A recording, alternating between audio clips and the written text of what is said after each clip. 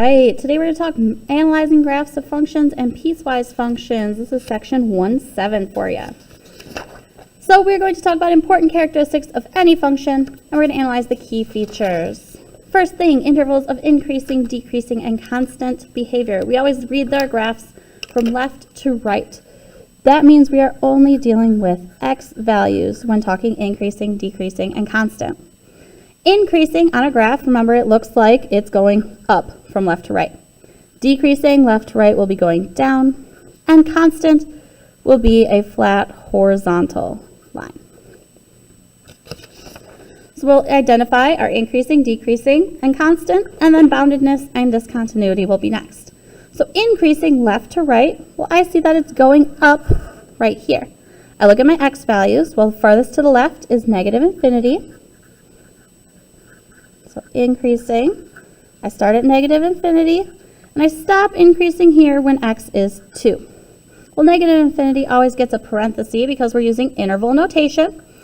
And the 2, notice here at x equals 2, it's not increasing, it's not decreasing, it's not flat, it's changing. So we're going to use a parenthesis on that end. Then we're going to talk decreasing. Well, going down left to right, that's right here. It starts decreasing at x is 2. It stops decreasing when x is 5. Both parentheses on there because it's changing at those endpoints. And then when is it constant? Remember, constant will be your horizontal. It is constant from 5 on forever to the right, so that's infinity, both with parentheses. Now we're going to talk boundedness. Boundedness is just a top or bottom bound. We're restricted. Well, on the bottom, we're not restricted at all because we go down to negative infinity. But at the top, we can't go above that line. So we are bounded above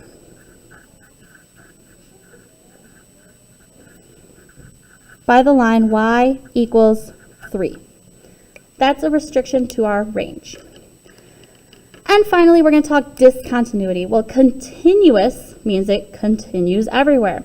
Discontinuous has a hole, a gap, something like that. Well, this function doesn't have any holes or gaps, so it is continuous on all values, so negative infinity to positive infinity. All right, for our next one, where is my function increasing?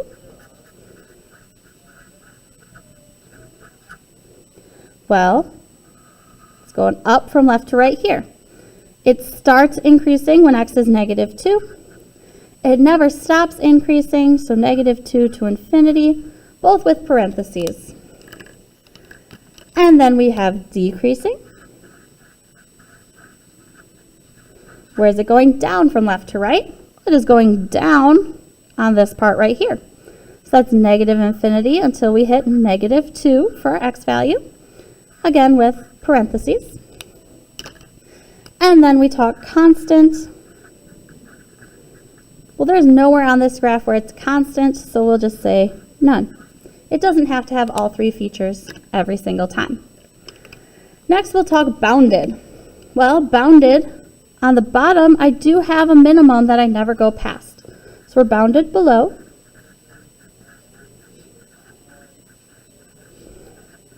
By y equals negative 3. We're not bounded above because my arrows go to infinity. And then finally, our discontinuity. Notice right here, when x is negative 2, we have a gap. So we say discontinuous at x equals negative 2, because that's where we have that jump in our graph.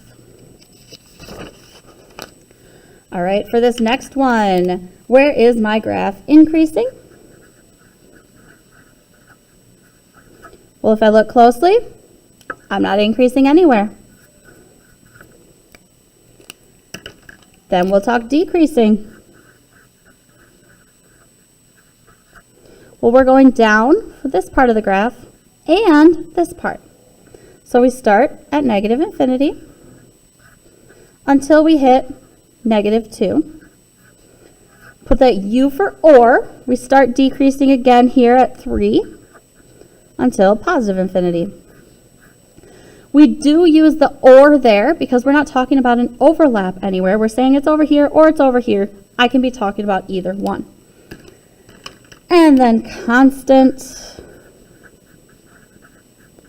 We're constant right through this section. That is -2 to +3. There we go. Next up, we'll talk boundedness. Well, we're not bounded below because this arrow means it goes down forever. We're not bounded above either, so we'll say unbounded. And then we look for discontinuities. We have 2 of them here, 2 jumps in our graph. We are discontinuous at x equals -2 and at x equals 3 because those are our 2 jumps in the graph. We're also going to talk today about extrema. These are our extremes, our peaks or our valleys, our maximums or our minimums, our tops, bottoms. A relative minima, plural of minimum, is the bottom of a valley. This means it is lower than the points around, but not necessarily the absolute minimum. The relative maxima, same thing, but with a maximum on top of a peak. The absolute minimum is the minimum of the whole function. Nowhere in the function does it go below this. Absolute maxima, nowhere in the function do I go above this. So we're going to determine the location and value of an extrema and classify the type. Well, the first one I see right here is -1, -5. It's a bottom of a valley, so it's a minimum. Notice it's lower than anything else on the graph, so we have an absolute minimum at -1, -5. Then I see, okay, well, I have a peak here. Notice that my graph goes above that, so that's a relative maximum at, what was it, 2, 1. And then I see another valley here. That's a relative minimum because we go lower than it over here at 4, -2. There is no absolute maximum because my graph goes on forever upward. Some people try to say it's infinity, but remember, there's something bigger than infinity. It's infinity plus 1. We can always get bigger than infinity, so we can't say that we have a maximum. Then for boundedness, well, it's not bounded above because there's nowhere that we stop. But we are bounded below.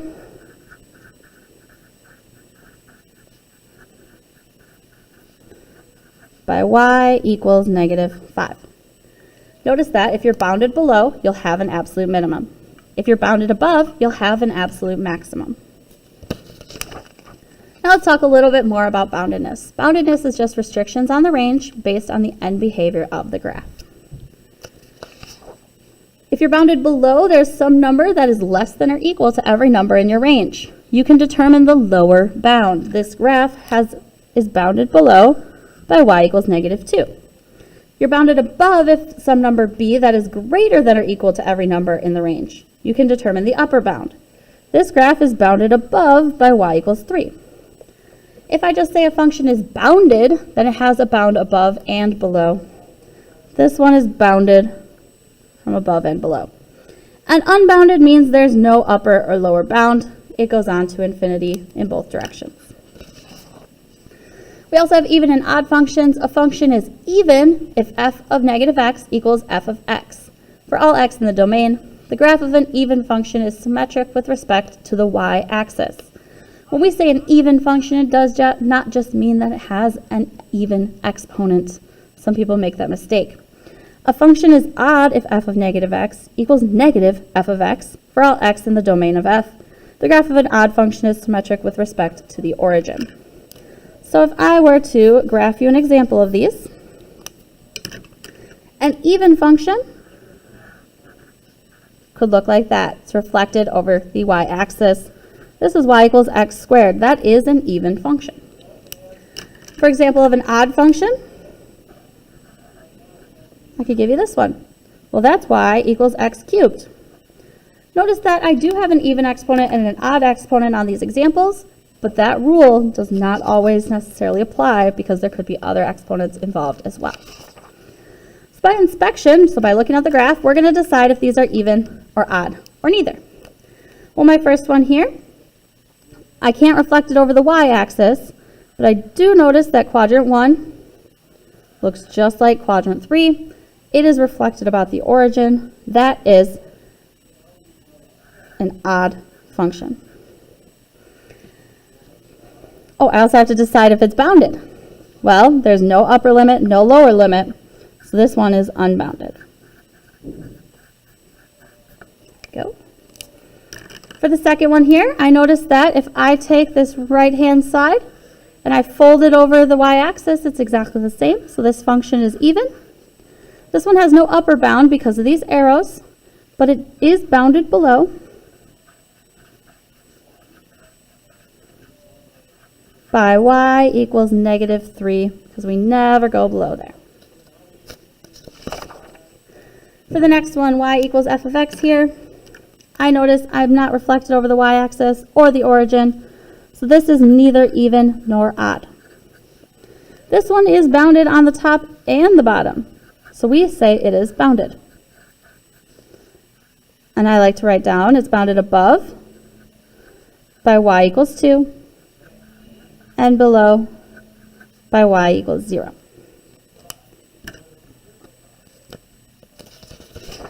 All right, now we're also going to determine even, odd, or neither algebraically.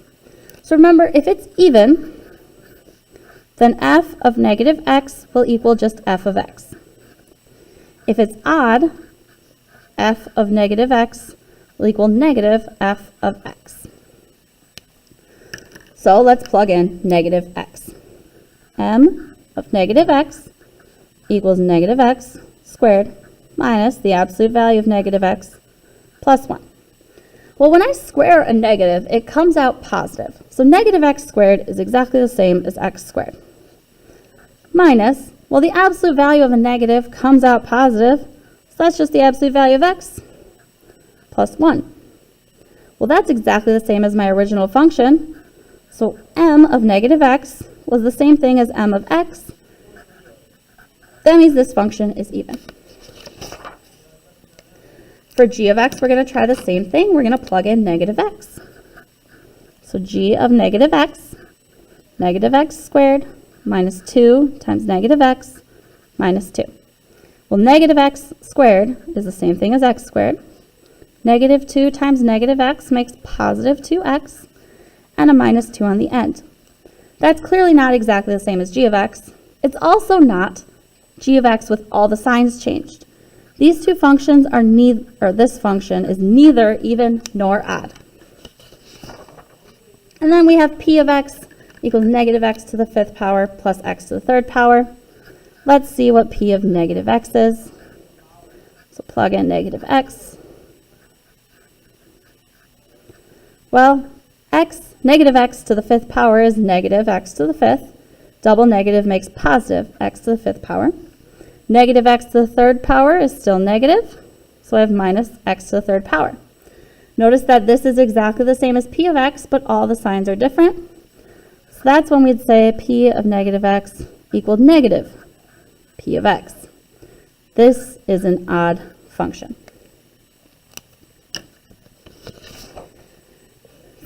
For continuity, a function is continuous if there are no jumps, gaps, or asymptotes. Remember, asymptotes are those invisible lines that we come very, very close to but never quite touch. This first function is continuous. It is connected everywhere. The second one has a discontinuity at x equals 3 because there's a jump there. And now, how we get these funky functions. A function that is divided into pieces and each piece is defined on a restricted domain is a piecewise function. Essentially, I say, okay, over here I'm going to follow this function rule. For this section, I'm going to follow a different rule. Over here, I'm going to follow this other rule. So here is my piecewise function.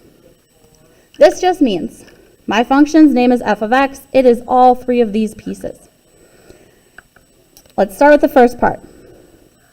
If x is less than or equal to 0, absolute value of x. So that just means over here, I'm going to graph the absolute value of x. Well, normally it's a V shape, right? But I only care about when x is less than or equal to 0. If x is 0, I get 0. If x is negative 1, I get 1. Negative 2, negative 3, all right. I'm just graphing the left-hand side of the absolute value function. The next section says negative x squared if 0 is less than x is less than or equal to 3. All right, well, negative x squared is our basic parent function parabola, just reflected over the x-axis. So 0, 0, 1, negative 1, 2, negative 4, 3, negative 9, and 3 is where we stop, the closed circle. So there's that function. And then my function is 4 if x is greater than 3.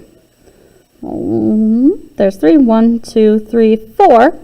Notice it says greater than, so I put an open circle there, and then that's just a horizontal line. Is there any discontinuity? Well, obviously I have a discontinuity there. We say our function is discontinuous at x equals 3. Generally speaking, you should only have to worry about if it's discontinuous at these points where you switch functions. So basically, I just graphed 3 different functions, each on a different section of my graph.